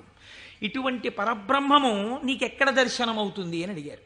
చూడవచ్చా, నాకు ఎప్పుడైనా ఇలాంటి వాడిని ఒకసారి చూడాలనిపించింది అంటే శాస్త్రం అంది, మహేశ్వర దర్శనము చెయ్యడానికి మహేశ్వర దర్శనము చెయ్యాలన్న తాపత్రయము నీకు కలగాలి అంది. ఇదొక చిత్రమైన మాట అండి. మీరు కొంచెం జాగ్రత్తగా ఆలోచించండి. ఒక మహాపురుషుడు ఒక ఆయన ఉన్నాడు ఈ లోకంలో. కృష్ణావధానుల గారని ఒక ఆయన ఉన్నారు. ఆయన ఒక మహాపురుషుడు. వేదం చదువుకోవడం కాదు, చదువుకున్న వేదాన్ని నిరంతరము అనుష్ఠానములోకి తెచ్చుకున్నవారు. అంతటి మహాపురుషుడు ఆయన. అలాగా అండి, అంటే ఏం చేస్తుంటారండి అంటే, 4 ఆవుల మధ్యలో తుఫాన్ వచ్చి పాక కొట్టుకుపోతే 10,000 రూపాయలు పట్టుకొచ్చి ఎవరో ఇస్తే శివాలయం కట్టడానికి విరాళం ఇచ్చేసి, శివుడికి ముందు గుడి కట్టండి తర్వాత నేను ఉంటాను లేండని ఆవుల మధ్యలో కాపరం చేసి బతికినవాడు. అంతటి మహానుభావుడు. తను నమ్ముకున్న వేదాన్ని నిరంతరము ఆచరణలో పెడతారు. వారు నా గృహప్రవేశానికి వచ్చారు. వస్తే ఆ రోజు నేను కొంచెం ఈ సంభారాలన్నీ పూర్తి చేసుకుని వేద పఠనం ఏర్పాటు చేసి నేను ఇంట్లోకి వెళ్ళేటప్పటికీ కించిత్ అసుర సంధ్య వేళయింది. నేను వెళ్ళేటప్పటికి వారు వెళ్ళిపోతున్నారు. అరేరే ఇదేంటి వెళ్ళిపోతున్నారు కృష్ణావధానులు గారు, అలా వెళ్ళిపోరే, ఈ కోటేశ్వరరావు మనం వచ్చేటప్పటికి లేడు, స్వాగతం చెప్పలేడని కోపగించుకుని వెళ్ళిపోయే మనిషి కారేవారు, ఎందుకు వెళ్ళిపోతున్నారు? ఓహో అసుర సంధ్య వేళ, సంధ్యావందనానికి వెళుతూ ఉండాలి అనుకున్నాను. ఎవరినో పిలిచి కృష్ణావధానులు గారు ఎక్కడికి వెళుతున్నారండి. వెంకటేశ్వర స్వామి గుళ్ళో కూర్చుని సంధ్యావందనం చేసుకోవడానికి వెళుతున్నారు. ఆయన సంధ్యావందనం చేయలేదనుకోండి, మీరు నేను అడుగుతామా, అయ్యా మీరు సంధ్యావందనం ఎందుకు చేయలేదండి అని? ఎక్కడ నుంచో కష్టపడి కాకినాడ వచ్చి ఆ వేళకి మాత్రం సభలోంచి లేచి వెళ్ళిపోయి వెంకటేశ్వర స్వామి గుళ్ళో కూర్చొని సంధ్యావందనం చేసుకుని మళ్ళీ తిరిగి వచ్చి సభలో కూర్చున్నారు ఆయన. ఇది తాను చదివినటువంటి వేదాన్ని, తాను తెలుసుకున్న విషయాన్ని ఆచరణలో పెట్టడం. దీనిని శ్రద్ధ అంటుంది శాస్త్రం. నీకు చెప్పడం కాదు, నీకు అనుష్ఠాన పర్యంతమునందున్నదా, దీనికి ఎవడో చూస్తాడని కాదు, ఈశ్వరుడు సర్వసాక్షి చూస్తున్నాడన్న బెరుకు నీకుంటే ఒకడు చూసి మెచ్చుకోవాలని నువ్వు చెయ్యవు. చెయ్యడం నీ విధి అని నువ్వు చేస్తావు. ఇప్పుడు నువ్వు అటువంటి మహాపురుషుడు ఒకడు ఉన్నాడు, నువ్వు తెలుసుకున్నావు. ఇప్పుడు మీ మనస్సు ఏమవుతుంది? ఎప్పుడైనా కృష్ణావధానుల గారిని చూద్దామనిపిస్తుంది కదండి. ఇప్పుడు రేపు సుబ్రహ్మణ్యేశ్వర స్వామి వారికి మనం ఇక్కడ ఉత్సవం చేయబోతున్నాం. ఆ సుబ్రహ్మణ్యేశ్వర స్వామి వారికి ఉత్సవం చేసిన రోజున కారు దిగి నడవలేక శిష్యులు పట్టుకుంటే కృష్ణావధానులు గారు వచ్చి ఇక్కడ కుర్చీలో కూర్చున్నారనుకోండి, మీ ప్రయత్నం లేకుండా వారు కోటీశ్వరుడని కాదు, వారు పెద్ద ఆఫీసర్ అని కాదు, మోకాళ్ళ మీదకి పంచె కట్టుకుని లాల్చీ కూడా వేసుకోకుండా ఓ ఉత్తరీయం కప్పుకుని గుండు చేయించుకుని పిలక పెట్టుకుని 3 విభూతి రేఖలు పెట్టుకుని బొట్టు పెట్టుకుని సరిగ్గా కనపడక కళ్ళు చిప్పిలించి చూస్తున్న కృష్ణావధానులు గారు అడుగు తీసి అడుగేస్తుంటే మీ అందరి చేతులు ఇలా అంటాయి. ఎందుకంటాయి? ఆయన ఒక మహాత్ముడన్న ఎరుక మీకు కలిగింది. ఈ ఎరుక లేకుండా మీరు దర్శనాన్ని వాంఛిస్తారా? మీరు ఒకసారి ఈ శివమహాపురాణాన్ని వినడం ఒక కథ కింద వినే ప్రయత్నం మీరు చేయకండి. అది మీ జీవితాన్ని అభ్యున్నతి మార్గంలోకి తీసుకెళ్ళదు. దాన్ని మీ నిత్య జీవితంలో మీకు ఎలా ఉపయోగపడుతుందో మీరు ఆలోచించండి. పరమాచార్య స్వామి ఎక్కడ మాట్లాడినా ఎప్పుడు మాట్లాడినా అలాగే మాట్లాడేవారు. ఎప్పటి కథల కిందో వారు మాట్లాడేవారు కాదు, ఇప్పుడు నీకు ఎలా పనికి వస్తుందో వారు మాట్లాడేవారు. అది ఒక సద్గురువుకు ఉండవలసిన లక్షణం. అందుకే నడిచే దేవుడు అయ్యారు మహానుభావుడు. కాబట్టి చూడండి, ఇప్పుడు మీకు కృష్ణావధానులు గారు అంటే తెలిసింది, వారిని చూడాలి అనిపిస్తుంది. ఉదాహరణకి వారు రాలేదనుకోండి సుబ్రహ్మణ్యోత్సవానికి, ఎందుచేతంటే వారి శరీరం చాలా డస్సిపోయింది, పెద్దవారు అయిపోయారు. కానీ మీరేమంటారు? కృష్ణావధానులు గారు ఎక్కడ ఉంటారంటే ఒకసారి వెళ్ళి మేము దర్శనం చేసుకొస్తామంటారు. అమ్మ ఈ టైంలో వెళ్ళండి, ఈ టైం కాకుండా వెళ్ళకండి, వారికి ఇబ్బంది, పెద్దవారు అయిపోయారు, ఈ సమయంలో వెళ్ళండి దర్శనం ఇస్తారు. మీరు ఏం చేస్తారు? ఇంత డబ్బు పాడు చేస్తున్నాం, పోతే పోయింది, కారుకి 500 పెట్టుకుని వెళ్ళొద్దాం అని ఒక ఆదివారం నాడు పొద్దున అలా కృష్ణావధానుల గారి దగ్గరికి వెళ్ళొచ్చిన వాళ్ళు ఎంతమందో నాకు తెలుసు. కారు వేసుకుని వెళ్ళి ఓ అరడజన అరటిపళ్ళు ఏవో ఇచ్చి ఒక్కసారి ఆయన్ని చూడగానే ఇప్పుడు మీకు ఆయన గురించి ఆయన ఏం చెప్పుకోరుగా, కానీ మీరు ఆయన్ని చూస్తుంటే, ఆయన కూర్చుంటే, మీరు ఎక్కడి నుంచి వచ్చారమ్మా అని అడుగుతుంటే, ఆయన ఏదో 4 శ్లోకాలు చెప్తుంటే ఆ గొంతు తడబడిపోతుంటే, పెద్దవారైపోయి వారు మాట్లాడుతుంటే మీ మనసు ఆర్ద్రమైపోతుంది. మీకు తెలియకుండా మీ కన్నుల వెంట నీళ్లు కారుతాయి. అబ్బా ఏం మహాపురుషుడు, ఏం మహాపురుషుడని పటికి బెల్లం తినేసిన నోరు తీపిగా ఉన్నట్టు మళ్ళీ కారెక్కి వచ్చేస్తారు ఇంటికి. ఎందుకు వెళ్ళారు ఆ ఊరు 500 కారు చేయించుకుని? మీకు తెలిసింది కాబట్టి కృష్ణావధానులు గారంటే, కాబట్టి కదా మీరు దర్శనం చేశారు. మహేశ్వరుడు అంటే సృష్టికర్త, స్థితికర్త, ప్రళయకర్త అని నేను మాట చెప్పాను అనుకోండి, అది మీకు ఏం ఉపయోగపడుతుందని నేను ప్రశ్న వేస్తున్నాను. మీరు ఆలోచించండి. నేను ఈ మాట అన్నాను, అనుసంధానం మీరు కాలగతంలో ఒక రోజులోకి తెచ్చుకోండి, మీకు మహేశ్వర దర్శనం కలుగుతోంది అన్నాను. అది మీకు ఉపయుక్తం. మీరు చూడండి, నేనంటాను మహేశ్వరుడెవరో చూడాలన్న ఉత్సాహం కృష్ణావధానులు గారు ఎవరో తెలుసుకుంటే కలిగినట్టు ఈశ్వరుణ్ణి చూడాలన్న ఉత్సాహం మీకు ఇక్కడ కలగాలంటే మీరు ఏం చేస్తే కలగదండి. నేను ఒక్క ఉదాహరణ చెప్తాను. నేను పూజ చేసుకోవడానికి కూర్చున్నాను అనుకోండి, ఓ బంతి పువ్వు చేత్తో పట్టుకున్నాను అనుకోండి. బంతి పువ్వు అన్న మాట ఎందుకు వాడానంటే చాలా తేలిగ్గా దొరికే పువ్వు, ₹1 ఇస్తే ఇన్ని పూలు ఇస్తారు. ఓ బంతి పువ్వు ఇలా పట్టుకున్నాను అనుకోండి, మీరు ఎప్పుడైనా చూడండి పువ్వు పైన వాసన వస్తుంది, బంతి పువ్వు యొక్క కాడ తుంపండిలాగా మంచి సువాసన వస్తుంది, కాడ తుంపితే సువాసన వస్తుంది. ఈశ్వర ఏమి అమరిక, ఒక గొట్టం మీద ఇదే రంగు రేకులు ఇలా ఇలా ఇలా ఇలా ఇలా ఇంత మొగ్గని అందులో ఇన్ని దాచి అలా విచ్చుకునేటట్టు చేసి ఇంత అమరికగా ఇలా ఉండి వాటి మీద మళ్ళీ ఓ వరస, వాటి మీద ఓ వరస, వాటి మీద ఓ వరస, మధ్యలో ఓ 5, ఇంత అందంగా తయారు చేసిన శిల్పి ఎవడు? ఎక్కడున్నాడు ఈ శిల్పి? ఈ పువ్వు నేను పూజామందిరంలో భగవంతుడి పాదముల దగ్గర వేసి రేపు ఇలా తీస్తే కాడ పట్టుకుంటే ముందు రోజు పైకి లేచిన పువ్వు ఇవాళ కాడ పట్టుకుంటే ఇలా ఒరిగిపోయింది. ఈశ్వరుడి పాదాల మీద ఒరిగిపోవడం ఓ రోజంతా ఉండి నేర్చేసుకుని ఒరిగిపోతుంది. ఇప్పుడు అంత గుబాళింపు లేదు, అంత వాసన లేదు, ఆ రేకులన్నీ ఇలా ఒరిగిపోతున్నాయి. ఇంకొంచెం ముట్టుకుంటే దుర్గంధం వచ్చి చెమాయింపు వచ్చింది. ఎవరు అసలు దీన్ని ఇలా ఆ బంతి మొక్కలోంచి దీన్ని తెచ్చినవాడు, ఇంత విచ్చుకునేట్టు చేసినవాడు, ఇది ఇలా ఒడిలిపోయేట్టు చేసినవాడు ఎక్కడున్నాడు అని మీకు అనుమానం వచ్చింది అనుకోండి, అప్పుడు మీ పూజ ఆర్తితో ఉంటుంది. వాడే అటువంటి వాడై ఉన్నాడు, వాడు ఈ జగత్తునంతటినీ ఇలాగే సృష్టించి నిర్వహించి లయింపచేస్తున్నాడు, వాడే నా ఆరాధ్య దైవం అడిగో పూజామందిరంలో అని మీరు ఓం నిధనపతయే నమః అని పువ్వేయండి, రమించిపోయింది మీ హృదయం. ఇది మహేశ్వర దర్శనము. కాబట్టి ఇప్పుడు ఈ ఉత్సుకత, చూడాలి చూడాలి చూడాలి ఈశ్వరుణ్ణి అన్న తాపత్రయం మీరు సృష్టి స్థితి లయానుసంధానము నిరంతర ప్రక్రియగా చెయ్యడంలో ఉంటుంది. ఈ చెయ్యడంగా ఉంటే ఈశ్వరుడు ఎవడు? ఇప్పుడు మీరు తెలుసుకున్నారనుకోండి మహేశ్వరుడు ఏం చేస్తుంటాడో, ఇది తెలుసుకోవడం వల్ల మీకు ఆనందం కలుగుతుంది. ఇప్పుడు ఆయన సర్వజ్ఞత, తృప్తి, అనాదిబోధ, స్వతంత్రత, నిత్యమలుప్త శక్తి, అనంత శక్తిశ్చ విభోర్విధిజ్ఞా షడాహురంగాని మహేశ్వరస్య అంది శాస్త్రం. ఆయన సర్వజ్ఞత. నేను ఇక్కడ కూర్చునున్నాను అనుకోండి, నేను ఈ సభలో జరుగుతున్న విషయాన్ని పసిగట్టగలను. అసలు అది కూడా ఒక్కొక్కసారి జరగదు. ఎందుచేత అంటే నేను ఒక్కొక్కసారి అడిగినటువంటి ప్రశ్న కొంతమందికి ఈయన నిజంగానే అడుగుతున్నాడా అనిపించవచ్చు. ఎందుచేత అంటే మీరు నిన్నను కోటేశ్వరారు నిన్న ఉపన్యాసానికి వచ్చాను, నిన్న మీరు వచ్చారా అంటే అదేమిటి మీ ఎదురుగుండానే కదండి కూర్చున్నాం అంటారు. నాకు స్ఫురణలోకి వెళ్ళదు. ఎందుకు వెళ్ళదు అంటే నేను ఒక విషయాన్ని ప్రతిపాదన చేస్తున్నప్పుడు నా మనస్సు అసలు ఆ విషయం మీద రమిస్తే కదా అది వాక్కులుగా బయటికి వచ్చేది. నా మనసే రమించలేదనుకోండి, నా మనస్సు లోపల దర్శనం చేయట్లేదనుకోండి, మీకు వాక్కులుగా ఎలా వస్తుంది నా నోటి నుంచి? నా మనస్సు అక్కడ ఉండిపోయినప్పుడు నా కన్నులు ఇలా తిరిగినా ఏవో కళ్ళంలోంచి మనస్సులో కెడతాయి, కానీ ఇవన్నింటినీ మనసు పట్టుకుంటోందని మీరు అనుకుంటున్నారా? పట్టుకోవట్లేదు. ఎందుకంటే ఆ మనసు వేరొక వస్తువును పట్టుకుని ఉంది. దానికోసం ఉపన్యాసం చెప్పడం, ఇంకో ప్రయోజనం కోసం కాదు. ఇలా కూర్చుంటే కాసేపు పట్టుకుంటుంది ఆ వస్తువునని. కాబట్టి ఇప్పుడు అది పట్టుకుని ఉంది, కాబట్టి ఇది పట్టుకోదు, ఇది వదిలిపెట్టేసింది. కాబట్టి కన్ను చూసినా మనస్సు పట్టుకోకుండా వదిలిపెడుతోంది. అలా మీకు నా యొక్క సర్వజ్ఞత యందు ఒక పరిధి ఉంది. నేను ఇక్కడే ఉన్నా నాకు కొన్ని తెలియవు. ఈశ్వరుడు అలా కాదు. మహేశ్వరుడంటే సమస్త ప్రాణుల యొక్క హృదయగతమైన అభిప్రాయములను కూడా తెలుసుకోగలడు. మీరు బాగా గుర్తుపెట్టుకోండి. మీరు చేస్తున్న పూజని చూసి నేను పూజ చేసుకుంటున్నాను అనుకోండి, ఉదాహరణ, వేరొకరి మీద ఎందుకు పెట్టాలి?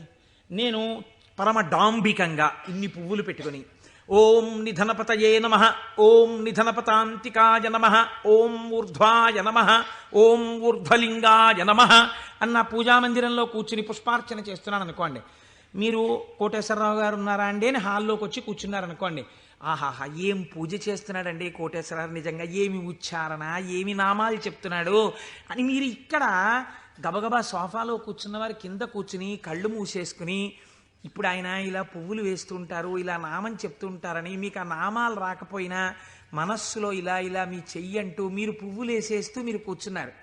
అక్కడ పూజ చేస్తున్న నేను నామాలు నోటితో చెప్తున్నాను, కానీ నా మనస్సు రేపు ఉదయం నేను పెళ్ళికి వెళ్ళాలి, ఈ పెళ్ళికి వెళ్ళినప్పుడు మనం 10ంటికి ఆఫీస్కి వెళ్ళిపోగలమా, లేకపోతే 1 గంట పర్మిషన్ పెట్టి 11 గంటలకు వెళ్ళిపోగలమా, ఒకవేళ వాళ్ళు భోజనానికి ఉండిపోమ్మంటే దీన్ని వంట చేయమని చెప్పడమా, అక్కర్లేదులే భోజనానికి ఎడదామందామా, భోజనానికి ఎడదామంటే ఇది మీరు వచ్చి నన్ను తీసుకెడతారా ఆఫీస్కి అయితే అంటుందేమో. ఇప్పుడు ఎక్కడున్నాను నేను వాళ్ళ ఇంట్లో పెట్టే భోజనం దగ్గర ఉన్నాను. పైకి ఏం చేస్తున్నాను? ఓం నిధనపతయే నమః, ఓం నిధనపతాంతికాయ నమః. నా పూజ వింటున్నవాడు, హాల్లో కూర్చున్నవాడు ఏం చేస్తున్నాడు? ఆయన కోటేశ్వరారు ఎంత బాగా పూజ చేసుకుంటున్నారో అని తను వచ్చిన పని మర్చిపోయి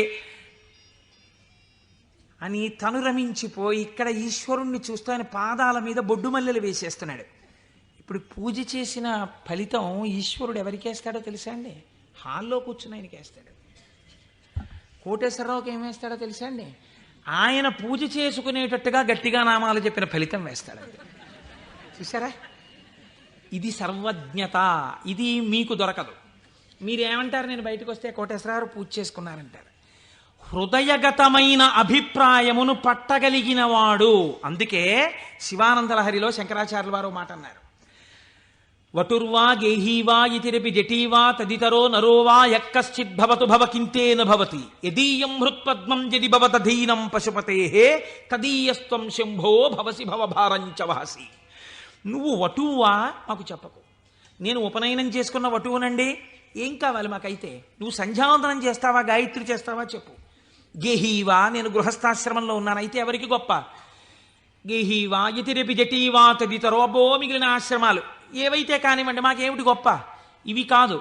నీ మనస్సుని ఈశ్వరుడి పాదముల మీద పెట్టడం నీకొచ్చా? నీకొస్తే చెప్పు. ఈశ్వరుడు నీ వెంట పరిగెడుతున్నాడు, నీ మనస్సు అక్కడ పెట్టడానికి నువ్వు చేస్తున్నటువంటి పరిశ్రమకు పూజ అని పేరు. నీకు అది అలవాటు అవ్వడానికి పూజ చేస్తున్నావు. నువ్వు అది అలవాటు అయిపోతే ఎక్కడున్నా పూజ చేయగలవు, అంటే దాని అర్థం పూజ మానేమని కాదు. కాబట్టి హృదయగతాభిప్రాయమును పట్టగలిగినటువంటి వాడు. ఇది సర్వజ్ఞత, స్వతంత్రత. ఇవి రెండు ముడిపడి ఉంటాయి ఈశ్వరుడితోటి. అన్నీ చూస్తూ ఉంటాడు. ఏకకాలమునందు సమస్త చరాచర జగత్తులో ఉన్నటువంటి ప్రాణుల యొక్క హృదయాంతర్గత భావములను తాను చూస్తాడు. చూసి ఆ భావముల యొక్క పరిపుష్టి చేత మోక్షాన్ని కూడా అనుగ్రహించేస్తాడు. మీకు పైకి దొరకదు, మీకు ఒక్క నాటికి పైకి చూస్తే దొరకదు. నేను మీకు దీనికి ఒక ఉదాహరణ చెప్తాను. మనం ఇవి వినటం చేతనే పరమశివుడు ప్రసన్నుడవుతాడు. పెరియ పురాణం అని మనకి నాయనార్ల చరిత్ర చెప్తుంది. అందులో శాక్య నాయనార్ అని ఒక నాయనార్. ఆయనకి గొప్ప శివభక్తి తత్పరుడు. కానీ ఆయన ఉన్నటువంటి రోజులు ఎటువంటివంటే శివుడి గురించి మాట్లాడడం కానీ, శివ అన్న నామం చెప్పడం కానీ, శివార్చన చెయ్యడం కానీ కుదరనటువంటి భయంకరమైన పరిస్థితులలో ఆనాటి రోజులున్నాయి. లోపల పరమభక్తి, శివారాధన చెయ్యాలని. కాంచీపురంలో ఉండేవాడు మహానుభావుడు. శివలింగాన్ని ఒక దాన్ని తీసుకొచ్చి రోడ్డు మీద పెట్టారు ఆ రోజుల్లో. ఈయన కోరిక ఏమిటంటే మనసులో ఒక్కసారి ఆ శివలింగం దగ్గరికి వెళ్ళి ఇన్ని పువ్వులు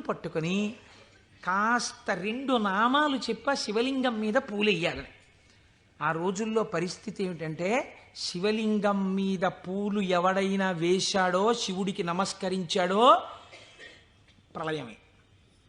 కాబట్టి ఇప్పుడు ఎలా శివ పూజ చేయడం? ఆయన ఏమించుకున్నాడంటే మార్గం, శివార్చన చేయని వాడిలా పైకి కనపడాలి, లోపల శివార్చన చేస్తున్న కోరికకి తీరాలి.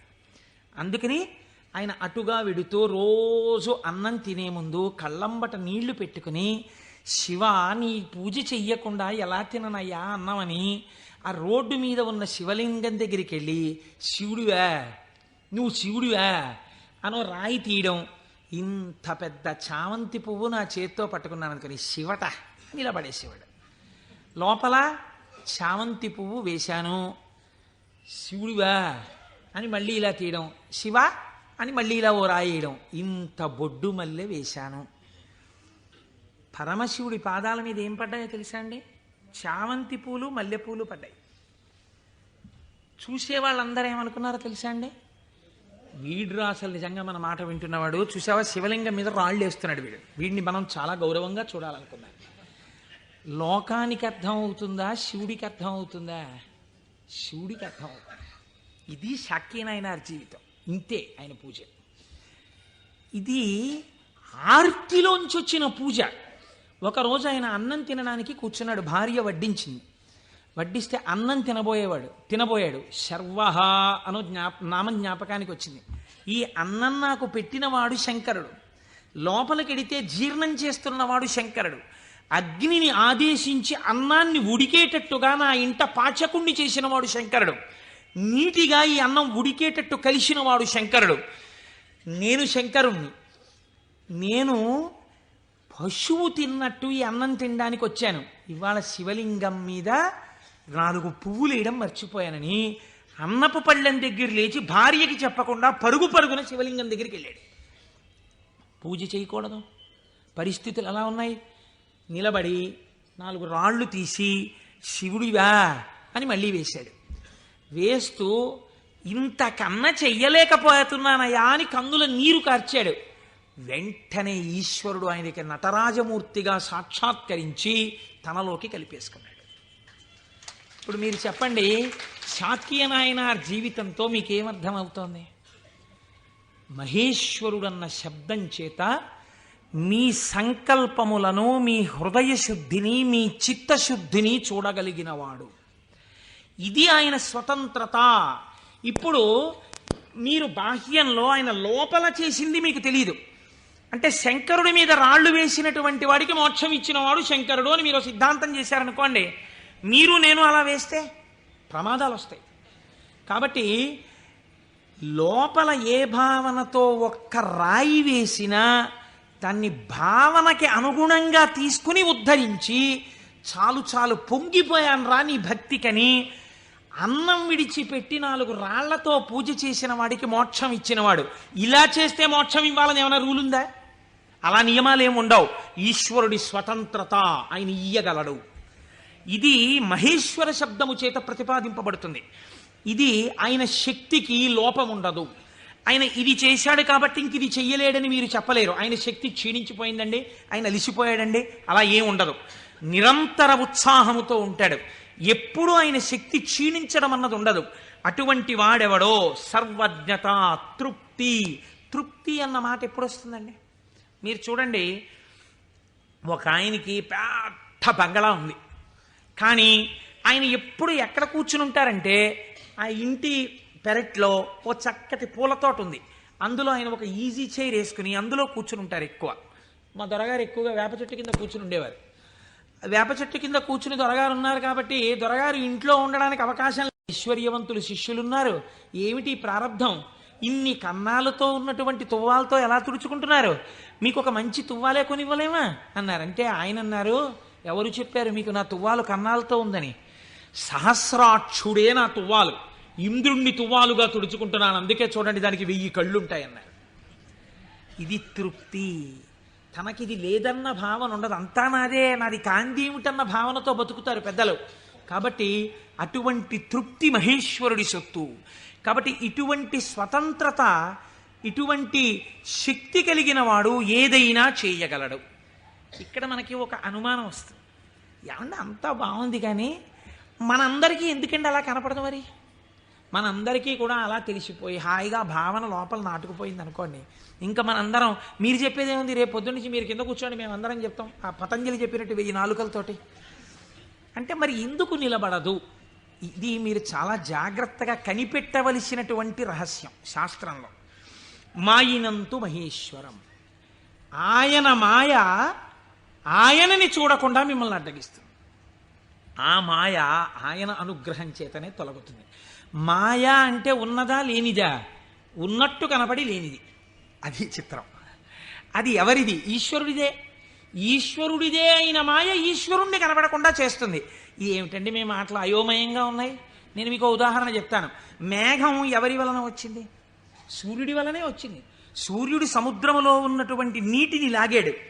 నీటిని లాగితే నీటి ఆవిరిగా వచ్చి మేఘం ఏర్పడింది. ఈ మేఘం సూర్యుడికి అడ్డొచ్చింది. ఇప్పుడు సూర్యుడు కనపడ్డా? కనపడ్డ మేఘం అడ్డొచ్చేసింది. సూర్యుడి చేత తపింపబడిన సముద్ర జలములు ఆవిరిగా పీల్చబడితే మేఘమై సూర్యుడినే అడ్డినట్టు ఈశ్వరుడు యొక్క శక్తియే మాయగా పరిణమించి ఈశ్వరుడు కనబడకుండా చేస్తుంది. ఈ మాయ తొలగడం ఎవరి వల్ల తొలగుతుందో తెలుసా అండి? ఈశ్వర వాక్కు వలన, ఈశ్వర స్వరూపులైన గురువాక్యముల వలన. నిరంతర గురువాక్య శ్రవణమే మాయ తొలగుటకు సాధనము. అందుకే గురువు లేని విద్య గుడ్డి విద్య. ఆ గురువు అనుగ్రహం ఉంటే తప్ప మాయ తొలగదు. ఈ మాయ చిత్రంగా ఉంటుంది. ఎంత చిత్రంగా! మాయ యొక్క స్వభావం ఏమి మీకు తేలిక మాటల్లో చెప్పాలంటే, ఇప్పుడు నేను దాని గురించి పెద్ద చర్చ చెయ్యకుండా చెప్పాలి అంటే, మాయ వలన వచ్చేటటువంటి ఉత్తర లక్షణము కామక్రోధములు. ఎందుచేత? వెంటనే ఈశ్వరుడితో ఉన్నటువంటి పట్టు విడిచిపెట్టేసుకుని తన యందు పెట్టేసుకుంటాడు. పెట్టేసుకుని ఈశ్వర దర్శనమాగి ఇదంతా నా ప్రజ్ఞ అంటాడు. అనగానే మాయ ఏర్పడిపోయిందనమాట. అంతే. ఏర్పడి కామక్రోధములతో కొట్టుమిట్టాడుతుంటాడు. మీరు ఒక్క విషయం, నేను ఇప్పుడు ఒక విషయాన్ని చెప్పబోయే ముందు నేను ఇప్పుడు శివమహాపురాణంలోంచి ఒక ఆఖ్యానాన్ని అనుసంధానం చేయబోతున్నాను. ఇది చెప్పబోయే ముందు నేను ఒక విషయం చెప్పకుండా మొదలు పెడితే ఒక ప్రమాదం ఏర్పడేటటువంటి అవకాశం ఉంది. ఒక 95 సంవత్సరాల వృద్ధుడు అలా వెళ్ళిపోతూ ఉపన్యాసం అయిపోయిన తర్వాత ఒక ఆటో కింద పడబోయారనుకోండి. చూసిన వాళ్ళు, అయ్యయ్యో తాతగారు అదేంటండి అలా ఆటో కనపడలేదా మీకు అంత లైట్ వేస్తే? అంటే బాబు కళ్ళు డాజిల్ అయిపోయాయా, కనపడలేదు, పడిపోయాను అన్నారనుకోండి. మీరు ఏంటంటారు? గబగబా ఎత్తి తీసుకొచ్చి పక్కన కూర్చోబెట్టి, తాతగారు ఏమైనా దెబ్బలు తగిలాయా అండి అని ఆటో పిలిచి మాట్లాడి వారిని వారి ఇంటికి పంపిస్తారు. నాలాంటి ఒక దుఃఖపోతూ ఇలా ఇలా అడ్డుపెట్టి ఆటో కింద పడ్డాడు అనుకోండి, మీరు ఏమంటారు? ఏమయ్యా ఆ మాత్రం చూసుకోలేవా ఏంటి, అలా వెళ్ళిపోయి పడిపోయేంటి అంటారు కదా. ఒక అజ్ఞాని పడిపోయాడు అనుకోండి, అది పెద్ద విశేషంగా మీరు చెప్పక్కర్లా. ఎంతటి మహాత్ములు కూడా మాయకి ఎలా పడిపోతూ ఉంటారో మీరు తెలుసుకున్నారనుకోండి, దానికి ఎంత శ్రద్ధ అవసరమో మీకు అర్థమవుతుంది. కాబట్టి అలాంటివి చెప్పేటప్పుడు ఏ కోటేశ్వరరావు లాంటి వాడో కామమునకు వశుడైనాడు, క్రోధమునకు వశుడైనాడు అని చెప్తే అది పెద్ద విశేషం ఏంటంటే వాడు అలాంటి వాడే అంటారు. కాదు, ఒక మహాపురుషుడు అలా వశుడైనాడు అనుకోండి. అందుకే వాళ్ళు మహాత్ములు ఎవరు తమ జీవితంలో సంఘటనలు దాచరు, రాసేస్తారు. మహాత్మా గాంధీ గారు జీవితంలో ఆటోబయోగ్రఫీ రాసుకున్నప్పుడు చెప్పుకున్నారు, చంద్రశేఖర పరమాచార్య స్వామి 73వ ఏట ఇప్పటికీ నన్ను ఆశ అప్పుడప్పుడు పట్టుకునే ప్రయత్నం చేస్తూ ఉంటుందని చెప్పుకున్నారు. మహాత్ములు దాచరు. కనుక చూడండి, శివమహాపురాణం మీకు ఈ జ్ఞానాన్ని ఉపదేశించడానికి ఒక అద్భుతమైన ఘట్టాన్ని తీసుకొచ్చి బోధ చేసేటటువంటి ప్రయత్నాన్ని ప్రారంభం చేస్తోంది. ఒకానొక సమయంలో నారద మహర్షి హిమవత్ పర్వతము యొక్క క్రింది భాగమునందు గంగానది ప్రవహించేటటువంటి ప్రాంతంలో పరమశివుడు ఎక్కడ కూర్చుని తపస్సు చేశాడో అటువంటి గుహలో కూర్చుని పరబ్రహ్మమును గూర్చి తపస్సు చేశాడు. తపస్సు చేస్తున్నప్పుడు ఇంద్రుడు మన్మధుణ్ణి పిలిచి ఒక మాట చెప్పాడు. తపస్సు చేస్తున్నాడా? తపస్సు అంటే భగవంతుని యందు మనస్సు లగ్నమై ఉండాలి. అది చంచలమవుతుందా లేదా పరీక్ష చేస్తుంటారు. కనుక నువ్వు వెళ్ళి వికారములను ఇంద్రియములకు చూపించి వశుడవుతాడేమో చూడమన్నారు. అంటూ ఇంద్రుడు అన్నాడు, హిమశైల గుహాయాం హి మునిస్తపతి నారద మనసోద్దిశ్య విశ్వేశం మహాసంయమవాన్ దృఢ.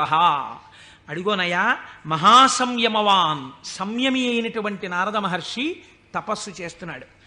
మన్మథా, నువ్వు అక్కడికెళ్ళి ప్రలోభ పెట్టి ఆయన తపస్సు భగ్నమయ్యేటట్టుగా చూడు. అగ్నియందు తప్తమైతే కదండి బంగారానికి కాంతి. పరిస్థితులను తట్టుకుని నిలబడినప్పుడు కదండి వాడు బ్రహ్మర్షి అవడం. కాబట్టి ఆ తపస్సుకి విఘ్నం పెట్టడం, ఆ తపస్సు సిద్ధించడానికి బాగా పుటం పెట్టడమే నా దృష్టిలో. ఇప్పుడు మన్మధుడు వెళ్ళాడు, ఏదో ప్రయత్నం చేశాడు, ఆయన ఏం లొంగలేదు. నారద మహర్షి యొక్క తపస్సు సఫలీకృతమైంది. ఆ తపస్సు పూర్తి చేసి ఆయన బయటికి వచ్చారు. చిత్రం చూడండి, ఇంతసేపు అన్నిటినీ విడిచిపెట్టి ఒక గుహలో కూర్చొని పరబ్రహ్మానుసంధానం చేసి గొప్ప తపస్సు చేసినటువంటి నారద మహర్షి ఎక్కడికి వెళ్ళారు? ఎవరి గురించి తపస్సు చేశారో వారిని సాకారముగా చూడ్డానికి కైలాస పర్వతానికి వెళ్ళారు. వెళ్ళి ఏమని చెప్పాలి? ఈశ్వర, మీ అనుగ్రహం నా చేత తపింపచేసి తపస్సునందు నాకు సాక్షాత్కరించి నాకు జ్ఞానభిక్ష పెట్టారని చెప్పాలి. కానీ ఆయన వెళ్ళి అన్నాడు, ఇది మాయ కమ్మడం అంటే ఎంత గమ్మత్తుగా ఉంటుందో చూడండి. ఈశ్వర, హిమవత్పర్వత ప్రాంతంలో ఉన్నటువంటి గుహలో కూర్చుని నేను తపస్సు చేశాను. మన్మధుడు వచ్చి నా మీద బాణాలు వేసే ప్రయత్నం చేశాడు. కానీ నేను ఆ మన్మథ బాణములను లెక్క పెట్టలేదు. కామమును జయించాను అంటే ఈశ్వరుడు చేసిన పని నేను చేశానని చెప్పుకోవడం సోత్కర్ష. కాబట్టి నేను కామమును జయించాను, జయించి నేను తపస్సు యందు సిద్ధిని పొందాను అన్నారు. అంటే శంకరుడు నవ్వాడు. ఇక్కడ మీరు శివుడు చెప్పిన మాటని చాలా గట్టిగా పట్టుకోవాలి. ఆయన అన్నాడు, బాగుందయ్యా, చాలా చక్కటి మాట చెప్పావు, చాలా సంతోషం. కాముణ్ణి జయించావా? మాటలా కాముణ్ణి జయించడం అంటే జయించిన వాడికి తెలుస్తుంది, అందుకు కదా నాకు వచ్చి చెప్పావు. నేను సంతోషించాను. కానీ నారదా, నీకొక్కటి చెప్తాను, గుర్తుపెట్టుకో. అయిననొక మాట చెప్పెదా, మానసమున నుంపు దీని మరువకు మెపుడున్, మౌనీంద్ర వైకుంఠునితో నుడువకు నీ తపంబు తోరపు సిద్ధిన్. నాకు చెప్పావు కదా నేను కాముణ్ణి గెలిచానని. నీకు అలవాటు కదా వైకుంఠానికి కూడా వెళ్ళి నారాయణ దర్శనం చేస్తావు. ఉన్నది ఒక్కటే పరబ్రహ్మమైన అన్ని రూపాలుగా చూడడంలో నీకు ఆనందం. అక్కడ మాత్రం ఇలా చెప్పకే, నా దగ్గర చెప్తే చెప్పావు అన్నారు. ఏదో ఇలాగే చెప్తాడు ఈ పెద్ద ఆయన, ఏడు పెద్ద పట్టించుకునేది అనుకున్నాడు. గురువుల మాట తిరస్కరించడం అంటే ఇదే. అనుష్ఠానములోకి రాని విద్య, అది శ్రవణమునకు పనికొస్తుంది అంతే, సినిమా కథల. ఎందుకది అనుష్ఠానంలో పెట్టినప్పుడు ఎందుకు ఇంకా వేదాంత విద్య? ఇప్పుడు ఆయన బయలుదేరి ఎవరి దగ్గరికి వెళ్ళాడు? ఈయన దగ్గర నుంచి ఆయన దగ్గరికి వెళ్ళేటప్పుడు మధ్యలో తండ్రి గారు సృష్టికర్త దగ్గరికి వెళ్ళాడు. ఎవరు అసలు కాముణ్ణి గెలిచాడో ఆయన దగ్గరికి వెళ్ళి నీతో నేను ఈక్వల్ స్టేటస్ పొందానని చెప్పడం సంతోషం.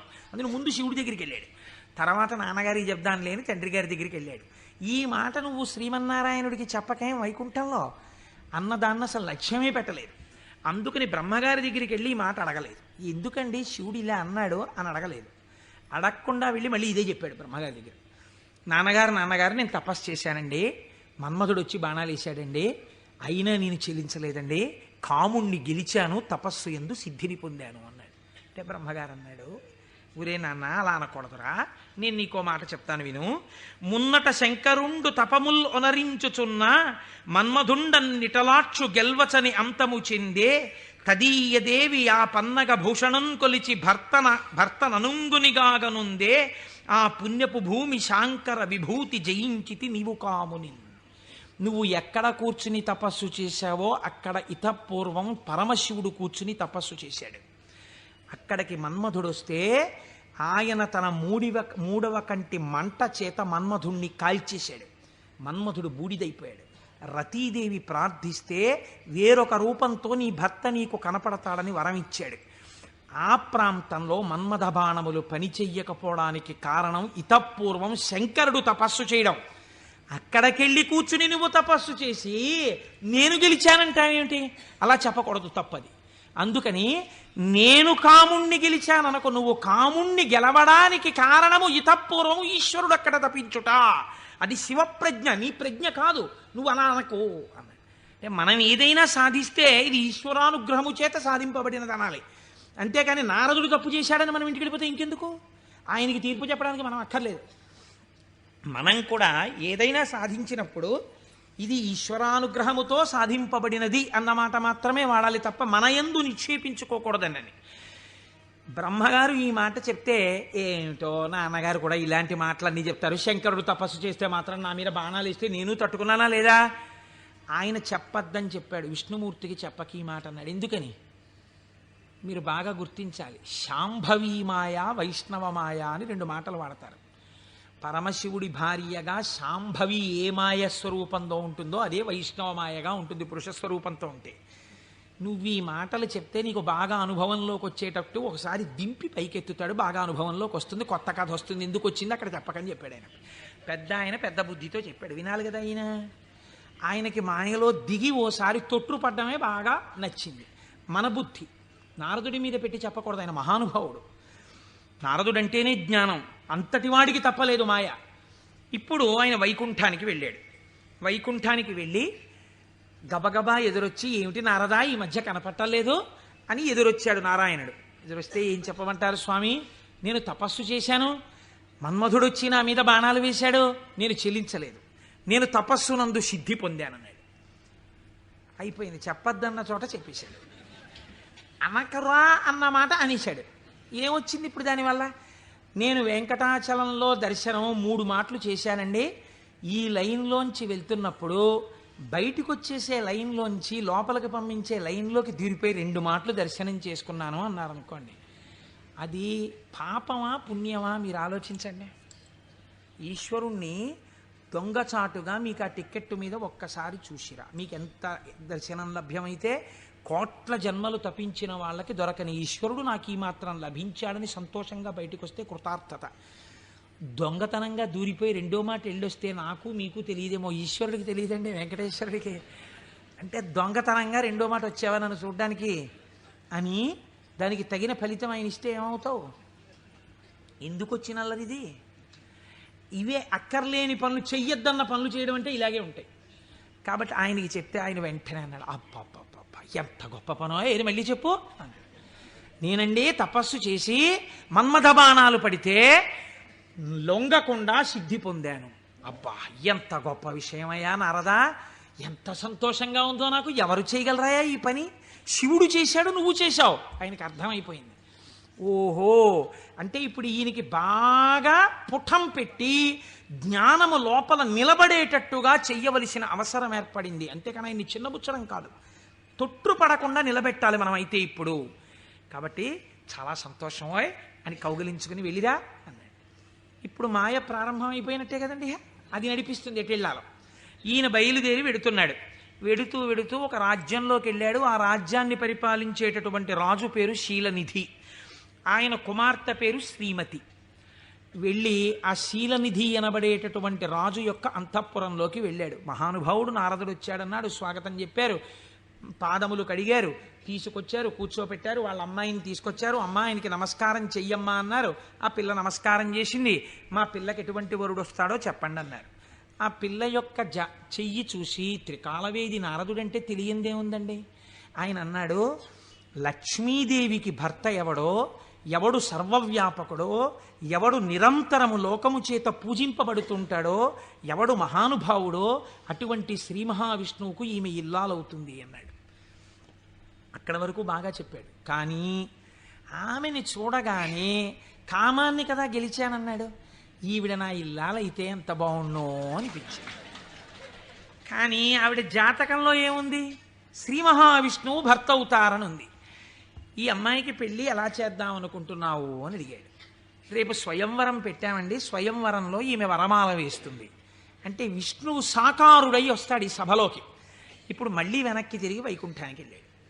వెళ్ళి, అయ్యా ఎవరికైనా చెప్పుకుంటే కొంచెం సిగ్గుచేటుగా ఉంటుంది, నా మనస్సు ఆ శ్రీమతిని పెళ్లి చేసుకోవాలి అని ఉవ్విళ్ళు ఉరిపోతోంది, ఆమె నాకు దక్కకపోతే మన్మథబాణముల చేత చచ్చిపోతాను. ఎవరండి ఇంతకు ముందు వచ్చి చెప్పినప్పుడు ఏం చెప్పాడు? మన్మథబాణములను గెలిచి తపస్సునందు సిద్ధి పొందానని చెప్పినవాడు వెనక్కి తిరిగి వెంటనే వచ్చి చెప్తున్నాడు ఇది మాయా అంటే. చూడండి, ఆమె నా ఇల్లాలు కాకపోతే నేను మన్మథబాణములకు చచ్చిపోతాను. నన్ను బతికించవయ్యా, నేను బతకాలంటే నీ రూపం నాకు రావాలి, నీ రూపం నాకు వస్తే ఆమె నా మెళ్ళలో మాల వేస్తుంది, అప్పుడు పెళ్లి చేసుకుంటాను, అందుకని నీ రూపం నాకు ఇవ్వా అని అడిగాడు. అడిగితే ఆయన మహానుభావుడు శ్రీ మహావిష్ణువు, ఆయన ఎంత చమత్కారం చేశాడో చూడండి. హరియొసగన్మునిక మనోహరమగు తన మేని రూపు నర్రు వరుకు బైహరి శిరసున్ కూరిచే, ఇది అరయక ముని కూరుచుండె అచట మురియుచున్. హరి శరీరాన్ని ఇచ్చాడు, హరిశిరస్సుని ఇచ్చాడు. హరి అంటే రెండు అర్థాలు. హరి అంటే పాపములను హరించే శ్రీ మహావిష్ణువు, హరి అంటే కోతి. హరి శరీరాన్ని కింద వరకు ఇచ్చాడు, కోతి తలకాయని పైనిచ్చాడు. నువ్వు హరి రూపాన్ని కదా అడిగావు, హరి రూపాన్ని ఇచ్చానన్నాడు. మాట తప్పనట్టు. ఆయన ఎంత తెలివైన వాడో చూడండి. ఈయనకేం కనపడుతుంది, ఇలా చూసుకున్నాడు.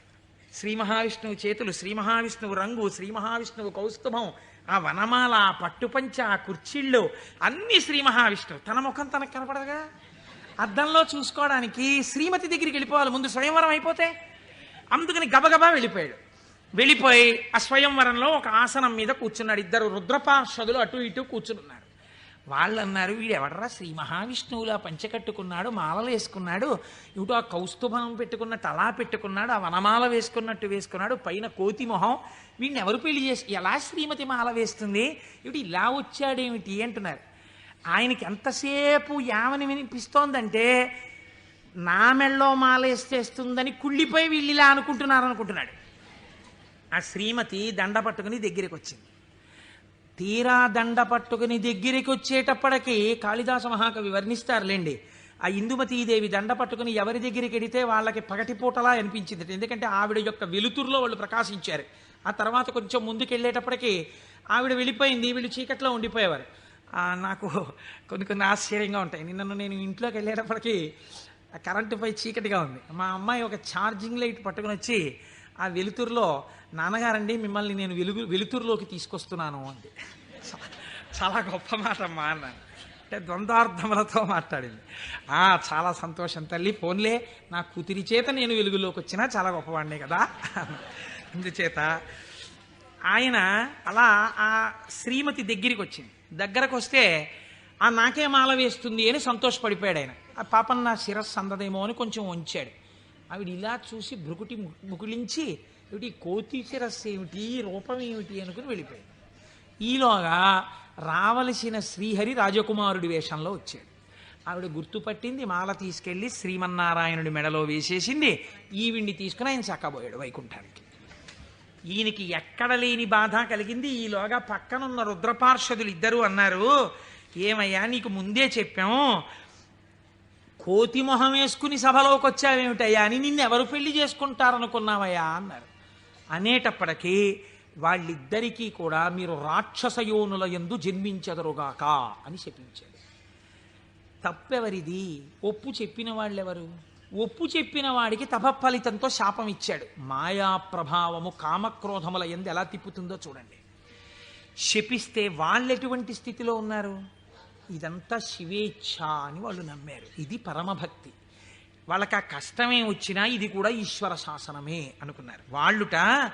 వారులు జ్ఞానధనము చేకూరిన వారౌటమదిని కుందకయే శివేచ్ఛారీతి నడచునని అన్నారదునిన్ దూరరైరి నడచి రెచటికో.